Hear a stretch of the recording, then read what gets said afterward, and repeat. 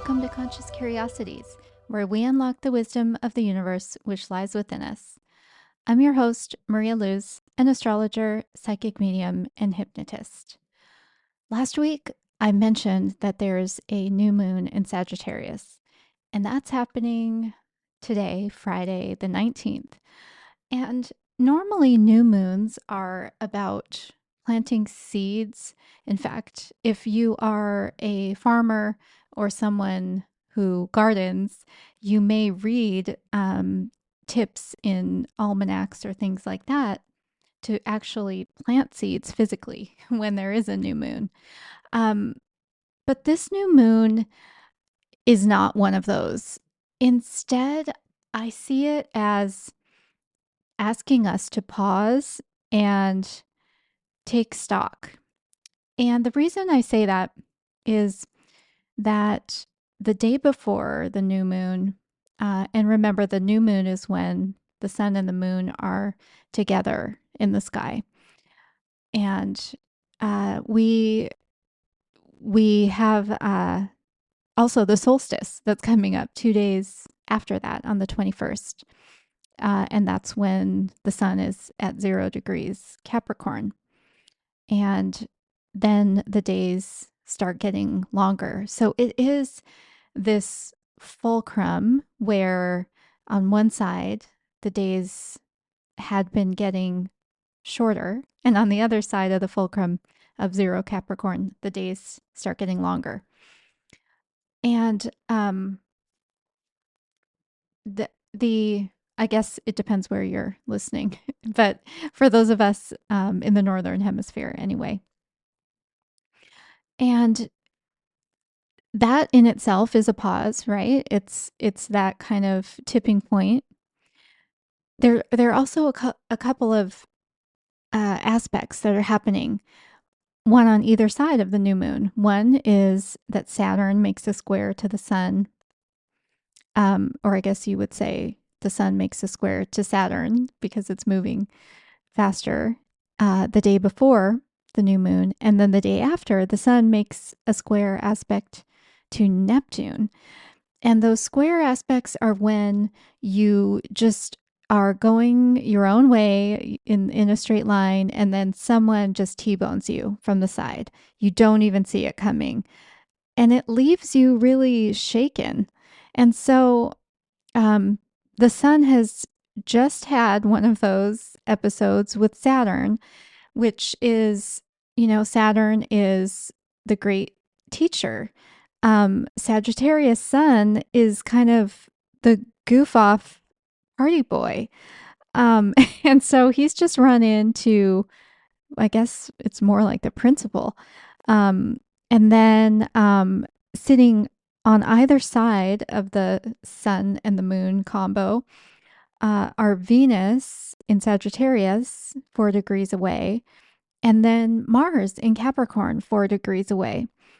And that's super uncomfortable because Venus and Mars have very different agendas, especially when they're in those two signs.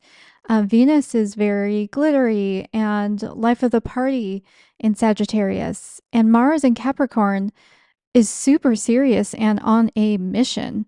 And so again, not really comfortable, and again, stuck in the middle by position, also stuck in the middle by the aspects it was making to Saturn and Neptune. And I also feel that we here, inhabitants of Earth, are meant to recognize that it's not all fun and games. Also, not everything goes as planned. And I know that this year, especially, well, yeah, probably the whole year, it's been so hard for people in so many different ways. And there have been also so many tragedies. And I mean, for those of us in the US, we can't really even digest everything that has changed in the way our government runs, or the social systems that many people relied on. Um, all of this is just it makes for not really a party, but if we were to party, it would be more of an escape and perhaps irresponsible.